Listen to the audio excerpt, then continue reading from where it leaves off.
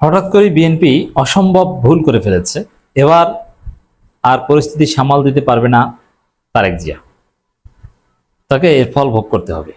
আমি একটা আলোচনায় বলেছি যে কোনো গণতান্ত্রিকভাবে নির্বাচিত সরকার, তাদের নির্বাচনে যদি ত্রুটি থাকে তাহলে তাদের জন্য দুইটা যমদূত আছে এবং ওই দুইটা উইংকে তারা মারাত্মকভাবে ভয় পায়।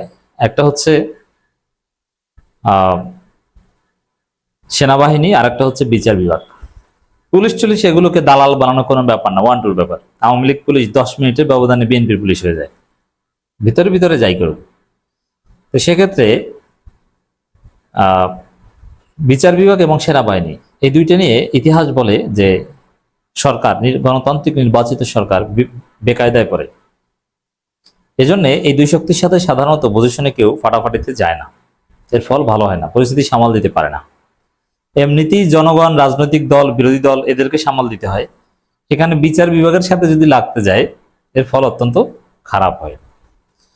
তো দর্শক, বিএনপি হঠাৎ করে এই ভুল করে ফেলেছে, বিচার বিভাগের সাথে লাগতে গেছে। একটা ঘটনা ঘটিয়েছে, দেখেন এটা কত বড় অঘটন বিএনপির জন্য, এবং এই পরিস্থিতি সামাল দিতে পারবে না নিশ্চিত। বিএনপি এখানে নাকে খত দিয়ে ফিরে আসতে হবে এবং সবসময় একটা আতঙ্কে থাকবে কখন বিএনপি সরকার জয় বাংলা হয়ে যায়। যে কোনো সময় বিএনপি সরকার জয় বাংলা হয়ে যেতে পারে, যে কোনো সময়। এরকম একটা পরিস্থিতি নিয়ন্ত্রণের বাইরে চলে গেছে। দেখেন, বিচার বিভাগের স্বাধীনতা নিয়ে ফেসবুকে পোস্ট দেয় অধস্তন আদালতের বিচারককে শোকজ করেছে আইন মন্ত্রণালয়। আগামী 7 কার্যদিবসের মধ্যে তাদের ব্যাখ্যা দিতে বলা হয়েছে। মঙ্গলবার 7 মার্চ এ তথ্য জানা গেছে। আগের কথা। এখন অধস্তন আদালতের বিচারকরা সরকারের অধীনে থাকবে না, এরা থাকবেন আইন মন্ত্রণালয়ের অধীনে থাকবে না, এরা থাকবে স্বাধীন, মানে সুপ্রিম কোর্টের অধীনে। এবং এই বিচারকদের বদলি, পদোন্নতি এগুলো সরকারের হাতে থাকবে না, এগুলো থাকবে আলাদা বিচার বিভাগের হাতে, আলাদা জুডিশিয়াল সেক্রেটারিয়েট হবে। এটাই প্রত্যাশা, এটাই ইউনিয়ন সরকারের আমলে আইন। এবং এই জন্য আলাদা সেক্রেটারিয়েট গঠনের সব প্রক্রিয়া সম্পন্ন হয়েছে। সচিব নিয়োগ দেওয়া হয়েছে, উপসচিব, যুগ্ম সচিব এগুলো নিয়োগ দেওয়া হয়েছে। অথচ বিএনপি এসে এগুলো বাদ দিয়ে দিচ্ছে। এখন যারা এই আলাদা বিচার বিভাগের স্বাধীনতার কথা বলছেন, স্বাধীনতা চাইছেন, তাদেরকে এখন শাস্তি দিতে চায় বিএনপি সরকার। তার মানে বিচারকদের টুটি চেপে ধরতে চান। এটি হচ্ছে বিচারকদের সাথে ঝামেলায় যাওয়া, তাদের সাথে গ্যাঞ্জাম বাঁধানো। এখন মনে করতে পারেন যে না, এখানে যারা বিবৃতি দিয়েছে বা ফেসবুকে পোস্ট দিয়েছে এবং কয়েকটা ব্যাচের জুডিশিয়াল সার্ভিস নেতারা, জুডিশিয়াল সার্ভিস অ্যাসোসিয়েশন নেতারা সর্বশেষ এই 2 দিন আগে বিবৃতিও দিয়েছে। বিএনপি সরকার যেহেতু অধ্যাদেশ বাতিল করে দিচ্ছে, তার বিবৃতি দিয়েছে আলাদা, আমরা বিচার বিভাগের স্বাধীনতার ক্ষেত্রে বদ্ধপরিকর, বিচার বিভাগ ঐক্যবদ্ধ, এই শিরোনামে বিবৃতি দিয়েছে। তো এখন বিএনপি মনে করতে পারে যে আমাদের দালাল বিচারকের তো অভাব নাই, অথবা আপিল বিভাগে, হাইকোর্ট বিভাগের বিচারপতি এরা তো আমাদের লোক, আমাদের হয়ে যারা ওকলাতি করেছে, বিএনপির রাজনীতি করেছে, তাদেরকেই তো আমরা বিচারক বানিয়েছি, তাদের তারা যেহেতু আছে, এইসব অধস্তন বিচারক এগুলোকে সাইজ করি, কোনো সমস্যা নেই। কিন্তু না, লাভ হয়নি, বিএনপি বিপদে পড়ে গেছে। কিভাবে বিপদে পড়ে গেছে? অলরেডি কোর্টের রায় প্রকাশ হয়েছে যে বিচার বিভাগ স্বাধীন থাকবে, আলাদা জুডিশিয়াল সেক্রেটারিয়েট হবে, করতে হবে, এবং অধস্তন আদালতের ম্যাজিস্ট্রেটরা সুপ্রিম কোর্টের হাতে থাকবে, আইন মন্ত্রণালয়ের অধীনে নয়। এই বিষয়ে রায় হয়ে গেছে।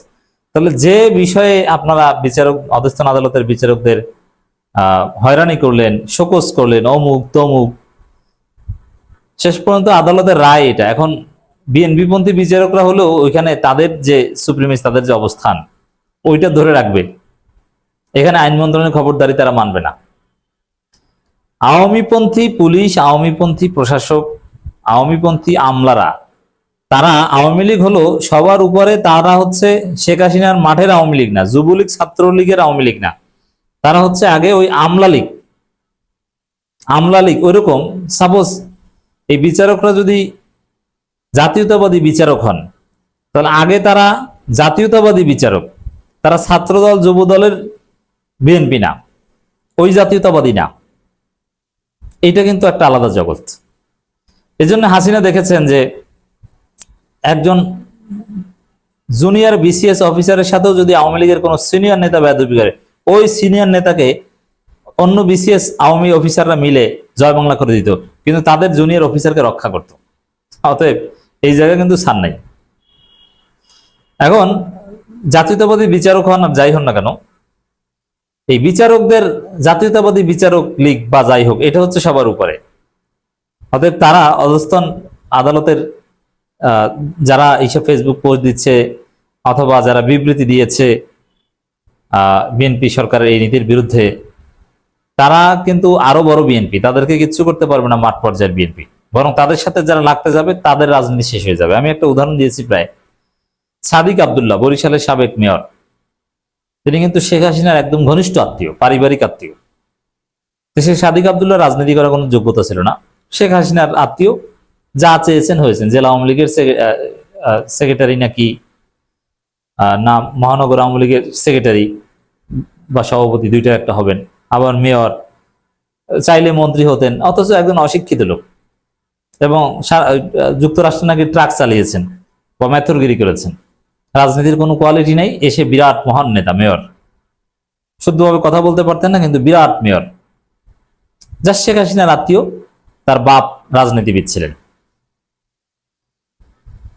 সেই সাদিক আব্দুল্লাহকে জয় বাংলা করেছে বিসিএস, সিভিল সার্ভিস অ্যাসোসিয়েশন। কেন? বরিশাল সদরের ইউএনও আমার অত্যন্ত কাছের বড় ভাই মনির ভাইয়ের সাথে বেয়াদবি করেছিল সাদিক আব্দুল্লাহ। ওই বেয়াদবির ফলে শেখ হাসিনাকে বলে দিয়েছে এই সাদিক আব্দুল্লাহকে কোনো মেয়র এমপি কিচ্ছু বানাতে পারবেন না। তখন থেকে সাদিক আব্দুল্লাহ লাইন শেষ, রাজনীতি শেষ। তখন সাদিক আব্দুল্লাহর জায়গায় তার চাচা খোকন সেরনিয়াবাদকে বসিয়েছে হাসিনা। এইটা হচ্ছে হিসাব। এর মানে সবার সাথে লাগতে গেলে পরিস্থিতি নিয়ন্ত্রণ করা যায় না। এখন এই অধস্তন আদালতের বিচারকদের আপনি শোকজ করেছিলেন, শেষ পর্যন্ত ওই অধস্তন আদালতের বিচারকটা যে পক্ষে ফেসবুক পোস্ট দিয়েছে ওইটাই রায় হয়েছে, আর আপনারা যে কারণে শোকজ দিয়েছেন আপনাদের কারণ জয় বাংলা হয়ে গেছে। এখন সামনে বুঝবেন। শোকজের চিঠিতে উল্লেখ করা হয়েছে, আপনি সামাজিক যোগাযোগ মাধ্যম ব্যবহার করে আপনার নিয়োগকারী ও নিয়ন্ত্রণকারী কর্তৃপক্ষ সম্পর্কে নানাবিধ বিরূপ মন্তব্য উস্কানি প্রদানের মাধ্যমে ব্যক্তিগত অনুভূতি প্রকাশ করে বাংলাদেশ সুপ্রিম কোর্ট হাইকোর্ট বিভাগ কর্তৃক জারিকৃত সামাজিক যোগাযোগ মাধ্যম ব্যবহার সংক্রান্ত নির্দেশনা অমান্য করেছেন, যা অসদাচরণ হিসাবে গণ্য। এতে আরো বলা হয়, সংশ্লিষ্ট বিচারকের উক্ত কার্যকলাপের মাধ্যমে বাংলাদেশ জুডিশিয়াল সার্ভিস বিধিমালা 2017 এত ভঙ্গ করেছেন। এর মানে এই যে দেখেন, এইভাবে খবরদারি করতে চায়, আগেই করেছে, কিন্তু এখন দেখা গেল যে সেই বিচার বিভাগ স্বাধীন থাকছে, কোর্ট এই রায় দিয়েছে। তো এখন পরিস্থিতি যেদিকে গেছে, বিচারকদের সাথে বিএনপি লেগেছে, তাদের সাথে মাপ চাওয়া ছাড়া, তাদের কাছে নাকে খত দেওয়া ছাড়া পরিস্থিতি বিএনপি সরকার নিয়ন্ত্রণ করতে পারবে না।